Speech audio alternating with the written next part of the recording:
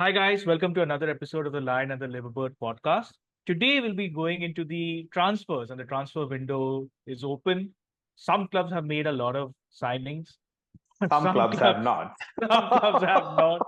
So, without wasting too much time, let's just get straight into it. We'll talk about Liverpool, What's and going on, bro? yeah, exactly. I think we could, just put that meme of, crickets are sleeping or people are sleeping in the house or something like that. There is absolutely zero players. Like no players have come in. We have been linked with quite a few names, like Anthony Gordon. There was like huge links to him, and there are reports that we might go again to sign the Newcastle star. We've been linked with Lenny Yoro. He ended up at Manchester United. We've been linked with Calafiori. He's ending up at Arsenal. We've also been linked with Kubo from Real Sociedad, I believe, the Japanese winger. But again, nothing concrete. And I read somewhere that this is the longest we've gone in a transfer window, summer, where we have not signed a player. Now, people will be asking what's going on, why aren't there any players coming in? And Arne Slot actually spoke about this just before our latest preseason match. So he said that the first aim is to work with these players, that is the players that he has. And the disadvantage is that many of them aren't here yet, owing to the Euros and obviously Copa America. The positive is that it gives us time to take a good look at the youngsters. There is an important line at the club that young players come through. Our standards are really high when it comes to bringing in these new players. And he also spoke about, he'd be really surprised if we did not make any signings before the transfer window ends.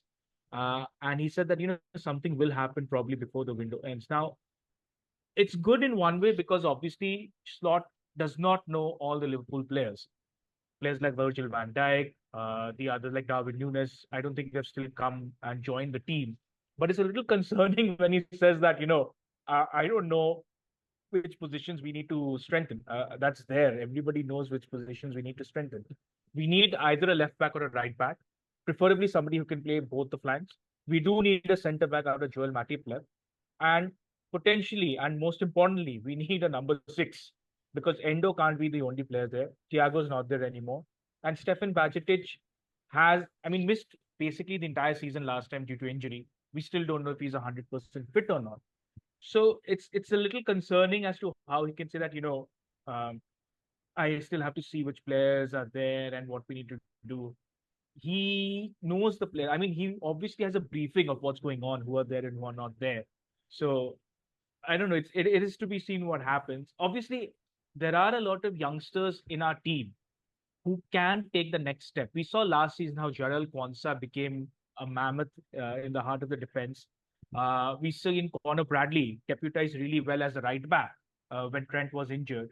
There are talks about a player like Tyler Morton, who spent last season in the championship and he was a really good midfielder. He could step up. We have Jaden Dans, who's going off to Portsmouth, I believe, or some other club for on a loan. It's not all doom and gloom, but obviously you need a few fresh faces in any team, especially in this day and age. Arnish Slot can't be the only fresh face in and his management team. We need a few players. So yeah, I think it's gonna be, So those last minute signings and all. let Yeah, me let me sorry. ask you a couple of questions. Let's unpack a couple of things that you discussed. Right, the first one was, you guys trying to get Calafiori, who's going to Arsenal, of course, and then you also tried to get Lenny Euro. So why do you think you guys are missing out on these targets? Is it because the owners FSG is not willing to match the transfer fees and the salaries and all of that? There are, I think, two things to this. The first one, as you rightly said, I think FSG, we've seen that they will splash money when they deem the player to be the right fit. Virgil van Dijk, Allison, even Mohamed Salah to an extent. Darwin Nunes is, I think, the only questionable one, but we have seen us splurge. The other thing is, I think, are we really interested in getting that player? So the links that we get right now, like see, Liverpool is completely different to what it was maybe 6 or 7 years ago. Earlier, used to have leaks everywhere. Now you barely get any leaks. For example, last season also, I don't think anybody expected us to sign Dominic Szoboszlai. Same thing happened with Endo, it just happened in ours. And then obviously the Caicedo bit. Also, I mean, it fell apart ultimately. But Caicedo, nobody knew what was going to happen. It happened. We agreed a fee with Brighton and everything, and then obviously he wanted to go to Chelsea. So I think it's a bit of both. I think we don't want to splash the cash unless we think it's worth it, and I think also we're not quite sure which players that we want. So the Gordon one seemed to be most concrete, where we seem to have more or less agreed a deal with him. But then Newcastle wanted Kwanzaa, which absolutely made no sense. So Okay, okay. I think we have to wait and see. I think there will be some players coming in, but I think we just have to wait and see what happens. And let me ask my second question then. This is related to the youngsters stepping forward, right? So, of course, we saw that last year, as you said, with Connor Bradley and Kwanzaa and all of these guys. So, for those critical positions that you spoke about, the number six and the left back and center back, do you think Liverpool can afford to give a youngster the time? They'll need a little bit of time to bed in, right? Or do you think you really need somebody to level up, right? Especially if you're looking to win the Premier League, go deep into the Champions League. Do you think a youngster can make that impact, or do you think you really need a top player? Kwanzaa and Bradley did make that impact last season. Obviously, not every youngster will follow that same path. What I think is this is like a free hit for Slot this first season, the first few months. Obviously, I still think we need that number six. We need that defensive midfielder in. Ever since Fabinho's legs fell off, like he completely collapsed, we haven't had a proper replacement. Endo was found out at the second half of last season. McAllister cannot play there. I think it's a waste of his talent. And I just said, Bacetic is, injury prone or, he's having troubles. So that number six is a position we need to fill. We could obviously, I mean, you never know what happens in football. We could get somebody who can do the job. And the one interesting thing is that Arne Slot is known to develop players really well. That's what he did at Feyenoord. Yep. I think he was in the previous club also. So I think that's one major reason why FSG bought him in, because we set up a very good youth system. We invested heavily in our training facilities, and it is paying off to an extent. Bradley, Kwanzaa, Morton, etc. So I think Slot can work with these youngsters. A lot of the youngsters have already spoken about how they're loving his new training methods. They've been playing rugby and stuff like this. Costas Tsimikas was taken to a shooting range. So yeah, I mean, that's what so we need to see what happens. If the style of football is good and all, I don't think people will mind. But I would want a number six in really, really quickly. Okay, okay. I hope you guys, sign somebody and break this dead We need silence to that's talk going about on. something, man. I mean, Yeah, I can't come every exactly. week and say we'll link with this player and then we'll see what Exactly. happens. Can't do Itna that. sannata kyun hai bhai, as they would say in Hindi. Okay, Moving so on. should we move on Yeah, to yeah, we Chelsea? should move on to Chelsea. At least they're doing something. Yeah, yeah. So, we did talk about Chelsea at length a couple of weeks ago, right? Because there's always a flurry of activity. Chelsea are trying to, do their usual stuff, buy young, promising players in the hopes of making a profit a couple of years down the line, something I don't really agree with. We of course talked about Chelsea buying Tosin, Kiernan Drewsbury Hall, Mark Dew, and God knows who else. But since then, I think the two major developments that I wanted to talk about, one is more of somebody being transfer listed. That's Trevor Chalobah. Trevor Chalobah is been at Chelsea since he was 8 years old. He's a very versatile defender. He can play as a center back. He can play as a wide right back kind of thing. He can also step into midfield. A pretty complete player. So he's tall, physical, and he was very crucial last year at the end of the season for us.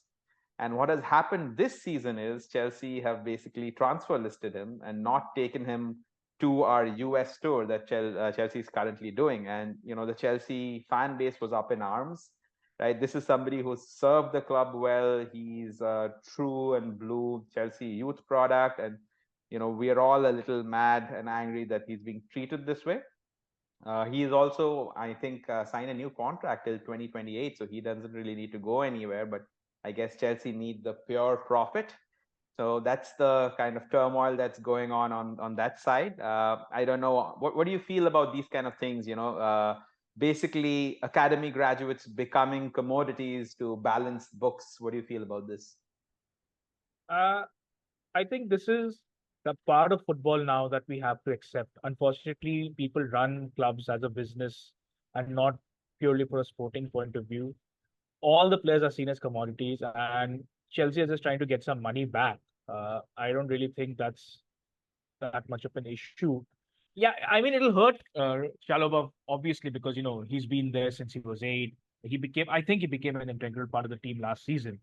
But obviously, if Chelsea can somehow make a profit and show it in their books and it balances it all out, uh, well, they have to be ruthless, whether you like it or not. I think Yeah, I think the a fans lot of obviously teams. don't like that, right? Yeah, yeah. Yeah. So the fans. So the thing is that if you guys sign like someone who's crazy good, for example, I'm just spitting it out, then people won't even remember Chalobah. That's how football is, unfortunately. Like if Liverpool go and sign somebody like a Neymar, I'm just spitting names out. I don't think we'll mind selling somebody who's a big name or something like that. So it's But it's I think all that's the problem, though, right? It's Chelsea basically have replaced him with Tosin, who's pretty much the same. They have Tosin is probably slightly better in the air. Chalobah is probably slightly better at ground duels. So he's not being replaced by some big generational talent. So that's no. why So Chelsea I fans think are. people will forget about all of this once and when you guys become successful. I think once things start clicking, then people don't mind what you're doing behind the doors and transfers and all. Uh, but then again, the issue I see is that Chelsea are run completely differently to any other club that I've Mhm. seen in my lifetime. I mean, I have not seen a club have so many incomings and outgoings Yeah, every transfer window. So I think that's a I good. know this is a project. I know Yeah, this yeah. is some sort of a project. I understand you guys are planning something for the future and all, but I just don't know what's going on. So many transfers all the time. You make a good point because I'll use that as a segue to the next person that Chelsea are about to sign, right? Too many transfer incomings and outgoings. And we talked about it. Chelsea's goalkeeping position is Yeah. still not cemented, right? That's such a crucial position. And we have Sanchez, who's prone to errors, and Petrovic is good, but he's not the kind of goalkeeper that Maresca, our coach, wants. Our coach wants a ball playing goalkeeper. So Chelsea are So currently wasn't about. Sanchez born? Sanchez bought for just this role to Yes, play but the he's ball. very mistake prone. He's very error Hmm. prone, and he makes big mistakes. He made a big one against Arsenal. When we were leading, and he let Declan Rice score. He basically gave the ball to Declan Rice, and he equalized. And I think that destroyed a lot of the momentum. So he's definitely not a reliable one. And you've talked about it, right? He's not a convincing number one.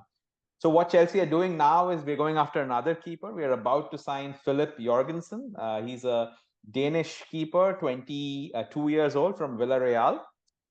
He's Who? again not a finished product like all of Chelsea's players, but he suits the Maresca system because he's pretty decent on the ball. He's good, in distribution.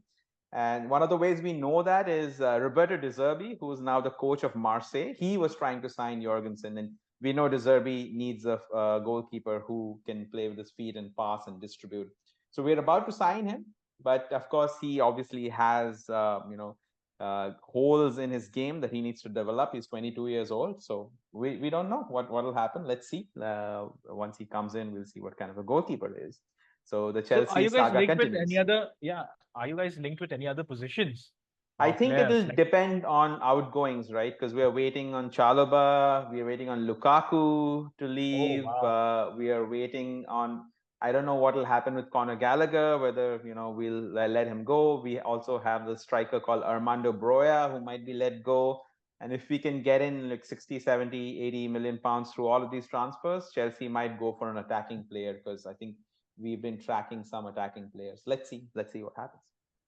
Wow. So you guys will probably get more players in, and I don't know what's going to happen with Liverpool. Yeah, basically, that's the summary.